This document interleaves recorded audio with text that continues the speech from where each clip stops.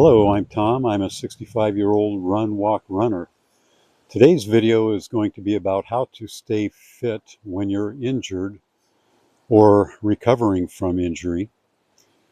I'm going to go through the process beginning with when your legs are pretty much shot and severely injured, and what can you do to stay fit cardiovascularly.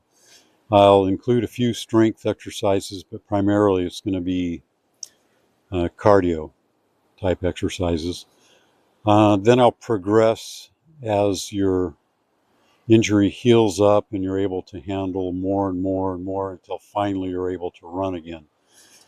So that's what this video is about. If you enjoy the video, please give it a like and please subscribe to my channel if you haven't already. Thanks.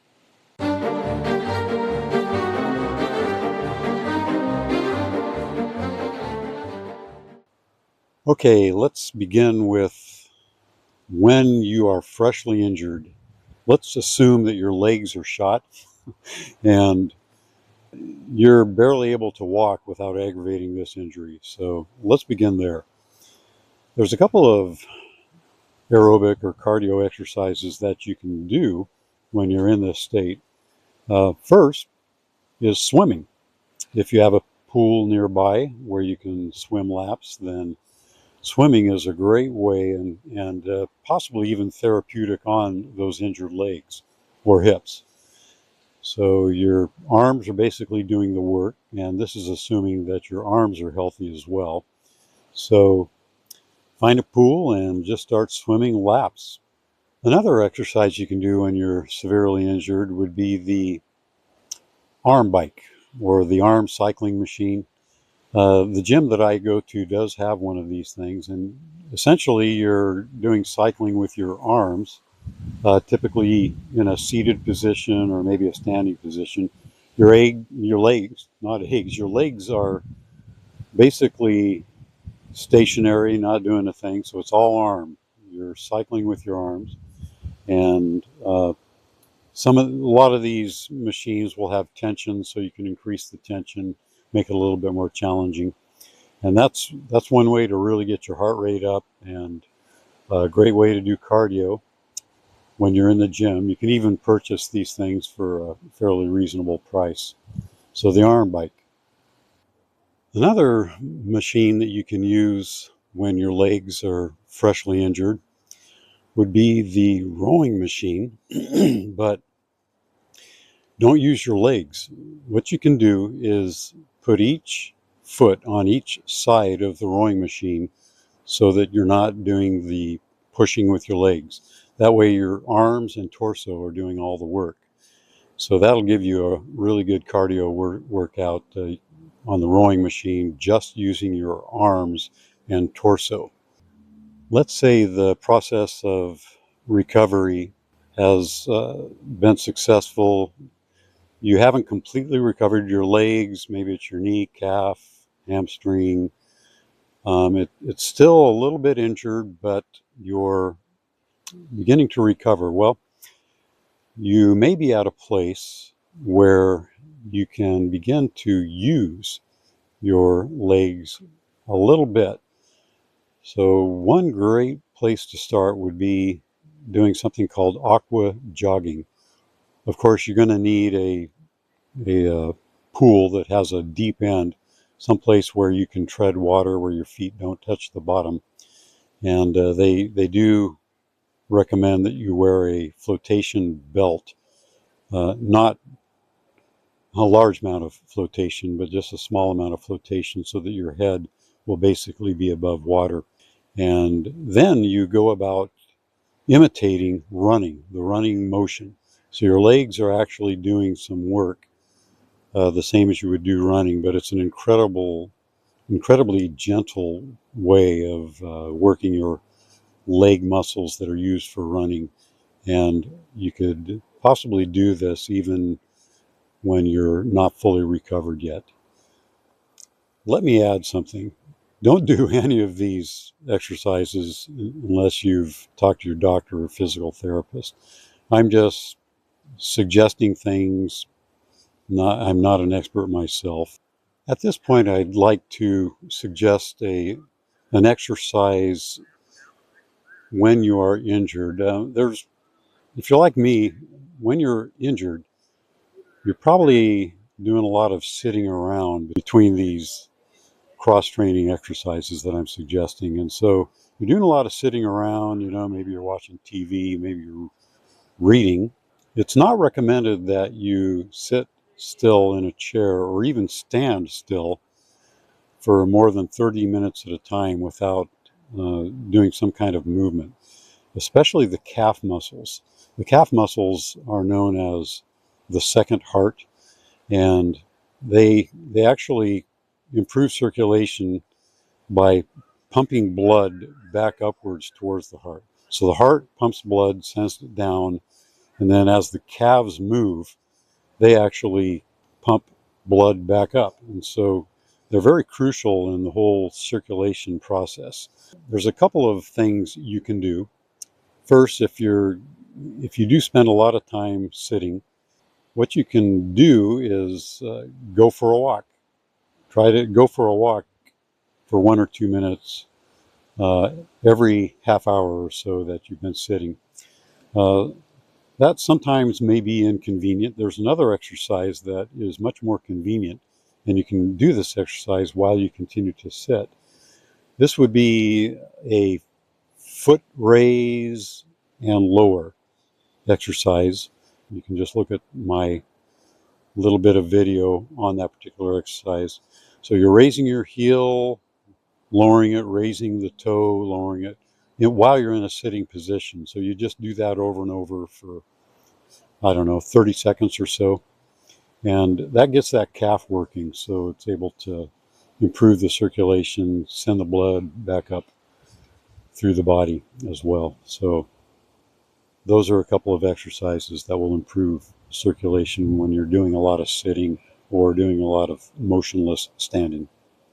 I'm going to suggest a couple of exercises that would be in the strength category. When you're doing running as your primary form of cardio or aerobic exercise, running does not work the quadriceps much, and so they can have a tendency to be underdeveloped. Cycling develops a number of muscles that don't get developed when you run. And one of those muscles would be the quadriceps. So cycling is great for developing quadriceps. So it can help correct a possible imbalance that is caused by running. As I've mentioned before in previous videos, another type of strength training that I first learned about from Coach Brad Hudson are hill workouts. And Brad Hudson isn't the only coach that recommends hill workouts to strengthen the legs, but they are an excellent way to strengthen the legs and even those quadricep muscles that under normal running don't get work. Well, when you do hill workouts, all your leg muscles, calf muscles, hamstrings, hips, thighs, you name it, they get worked. And Hudson especially recommends doing hill workouts, hill repetitions, as a form of injury prevention. So when you strengthen your leg muscles by running up steep hills, you are preventing injury. However, if you've never done hills before, make sure you start gradually. Only do maybe two hills to begin with if you do a workout, and I would recommend, if you're a runner over 60, only do hill workouts once a week. So start out, your first workout should be about 2 hills, 10 seconds hard up a steep hill, and then walk back down. It's a great way to incorporate the run, walk, run method. So you run up the hill, walk back down for your recovery. And then the next week, try 3 hills. The next week, try 4.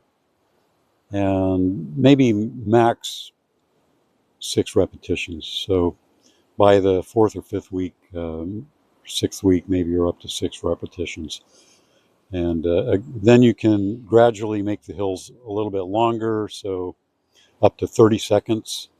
And the benefit of hills is not only is it good for injury prevention, but if you do the longer hills, like 30-second reps, you're also going to get a good cardio anaerobic kind of a workout as well. So that's a good supplement for all the aerobic training that you should be doing about 80% of the time. The hill workouts would be considered hard training, or anaerobic training, which should be done, maybe 20% of the time. So one day a week, that's what works for me. And then the other days that I run during the week are easy aerobic running or walk running. Now we get to my favorite form of cross training, cycling, bicycling. That is an excellent form of cross training. You may still actually be slightly injured, and when you can begin bicycling. As I mentioned before, cycling does develop the quadriceps, but it's also very easy on the legs in general. And I like cycling because it is incredibly easy on the calf muscle. My particular problem are my calf muscles, both the left calf and my right calf. And I found that cycling does not stress the calf muscles at all. So for my purposes, cycling is just perfect for my calf injuries. And it's a great form of cardio. I do cycling for 30 minutes a shot twice a week on the same days that I visit the gym to do strength exercises. So cycling is a wonderful form of cross training to do when you're recovering from an injury. Another thing that I need to mention is that when I do cycling, it's the indoor stationary bike, either at home or at the gym. I personally do not recommend that you cycle outdoors unless you've found some road where there's no traffic and very few bumps. So a very smooth paved road, which those are hard to find. So I really don't recommend cycling outdoors because of the high potential for an accident. Another great exercise that all of us know about, this exercise is great for when you are at the stage, you're not quite ready to run yet, but you are improving. Your leg injury or hip injury is improving, might not be completely healed yet, but you're well on your way to healing. Okay, this exercise is, you guessed it, walking. Walking is an excellent form of cross training when you are not quite ready to run yet. It's very gentle. It doesn't have that pounding that the running action has. The elliptical machine may be a good option for you when you're not quite ready to run yet, but your recovery is going pretty good. Some people do complain about experiencing knee pain, so if you're able to do the elliptical and you don't feel any stress on your knees, then that would be a good option for you. An even better option that is similar to the elliptical but is not, that would be the arc trainer. I've heard really good things about the arc trainer. It is a brand. The arc trainer is an actual brand. So not all gyms will have the arc trainer. My gym does not have the arc trainer. The claim is that it does not put any stress on the knees like you may experience from the elliptical machine. So if you have access to an arc trainer and you have experienced some stress on your knees from the elliptical, then give the arc trainer a try. Let's say your leg injury, your hip injury is fully recovered and you're ready to start running again. Well, you should do it very gradually. I would recommend that you start up your running again with the run, walk, run method advocated by Jeff Galloway. Just do your running a little bit at a time, and who knows, maybe you'll want to stick to the run, walk, run method. When you start out, I would recommend not running on pavement. Do it on a soft surface. If you have access to some kind of a soft trail, that like a bark path that is non-technical, I wouldn't recommend a highly technical trail at this point, so a bark path would be ideal. If you have access to a bark path, then that is a great way to begin running again using the run, walk, run method. In my case, I have started out with as little as 5 minutes. So I'll do 5 minutes of the run, walk, run method on a soft path, and start at 5 minutes, run 3 to 4 days a week, every other day. Do the run, walk, run every other day as you gradually, over the course of several weeks, build up your mileage. It's especially important when you're going through an injury and going through the recovery process to be doing strength exercises about 2 or 3 times a week. These strength exercises should be working your core, doing core work, like safe sit-up type exercises. I like doing side planks, bridges, basically anything that strengthens and works the core. And there's also some hip exercises that you can do with either the rubber band type equipment or any exercises that perhaps your physical therapist gives you. These you should do at least 2 to 3 times a week. You can do them at home or when you visit the gym to do other types of strength training.